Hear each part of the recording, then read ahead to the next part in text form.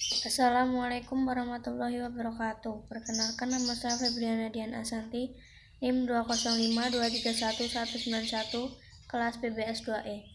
Di sini saya akan menyampaikan sedikit materi tentang Perjanjian Chianti. Perjanjian Chianti merupakan suatu peristiwa besar di masa silam.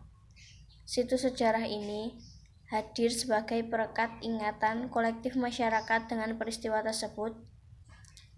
Perjanjian ini lahir sebagai sebuah kesepakatan bagi tiga politik antara Pakubuana III, Pangeran Mangkubumi, dan Perserikatan Perusahaan Dagang India Belanda atau VOC pada 13 Februari 1755. Nama Chianti diambil dari lokasi penandatanganan perjanjian, yakni di Desa Janti. Dalam pelafalan Belanda, ia sebagai Gianti, secara tertulis ia terbaca sebagai Gianti. Tempat tersebut yang dikenal dengan Dukuh Kerten, Janti Harjo, Karanganyar, Jawa Tengah. Di masa silam, perjanjian Gianti ini dibuat dalam rangka meredakan api konflik yang telah terjadi berlarut-larut. Pasca perpindahan Keraton Kartasura ke Surakarta, api dari peristiwa geger Pecingan ternyata belum mati tepat di sumbunya. Ketika itu, Mangkubumi yang membantu Pakubuana II dalam meredakan api konflik mendapatkan hadiah berupa sebidang tanah dari Pakubuana II. Namun, luas tanah yang diberikan rupanya menimbulkan kecemburuan salah seorang pangeran, lalu mengalihkan ketidakadilan hadiah tersebut kepada Gubernur Jenderal Baron van Inhofe, sang Gubernur Jenderal di Batavia. Itu pun lantas mengeluarkan keputusan dua tanah tersebut tidak jadi dimiliki oleh Mangkubumi. Perlawanan ini mendorong Gubernur VOC untuk Jawa Utara, Nicholas Harting, mengambil sikap untuk menyelamatkan daerah operasionalnya secara tertutup. Harting melakukan perundingan dengan Pangeran Mangkubumi.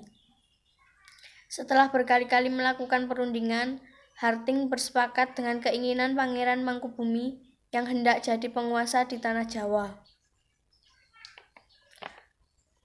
Pada 23 September 1754, nota kesepahaman antara VOC dengan Mangkubumi terlaksana dan nota tersebut disampaikan kepada Pakubuana III, sang pengganti Pakubuana II. Nota tersebut menyatakan bahwa pangeran tersebut, Mangkubumi, mendapatkan wilayahnya pada 4 November 1754. Pakubuana III menyatakan persetujuan terhadap hasil perundingan Gubernur Jawa Utara dengan Mangkubumi tersebut. Surat pernyataan ini disampaikan oleh Pakubuana III kepada Gubernur Jenderal VOC Jacob Mosel. Kesepakatan ini mendorong sebuah perjanjian besar yang ditandatangani di Desa Gianti, beberapa kilometer di sebelah timur Surakarta. Penandatanganan ini menjadi pangkal dari terbelahnya tanah Jawa menjadi dua bagian, atau dikenal dengan istilah Palihan Nagari.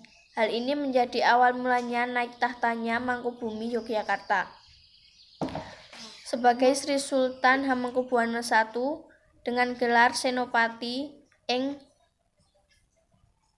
Naglogo Sayyidin Panorogomo Khalifatullah.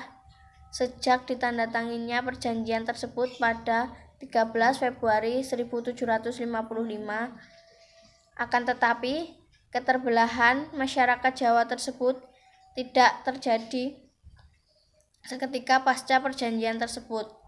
Proses pembagian wilayah dan aspek-aspek lain di bawah mengalami proses panjang seiring berjalannya waktu. Perjanjian Gianti yang tidak merinci pembagian wilayah pada gilirannya menimbulkan rentetan peristiwa. Sementara itu, pasca perjanjian Gianti, Raden Mas Said atau Pangeran Sambernyawa yang dahulu membantu Mangkubumi masih terus melakukan pemberontakan, seperti menghubungi Pangeran Sambernyawa yang merupakan Trah Pakubuwana untuk menuntut hak menguasai wilayah. Pada Oktober 1755, Pangeran Sambernyawa berhasil mengalahkan satu kelompok pasukan untuk kemudian pada Februari 1756 ia juga hampir membakar keraton yang baru didirikan di Yogyakarta. Setelah perang bertahun-tahun, VOC akhirnya menyudahinya dengan penandatanganan perjanjian Salahga pada 1757. Perjanjian ini membuat tanah Jawa terbagi. Pada perjanjian ini disepakati bahwa Pangeran Sambernyawa mendapat sebagian wilayah dari Keraton Kasunanan Surakarta dengan wilayah kekuasaan yang dikenang sebagai Kadipaten Mangkunegaran. Pangeran Sambernyawa berjatah tahta dengan gelar Kanjeng Gusti Pangeran Adipati Arya Mangkunegara Lelono Jaya Misesa Senopati ing Alaga Satya Raga Mataram ing Nagari Suratarna Adiningrat. Keterbelahan Jawa ini kemudian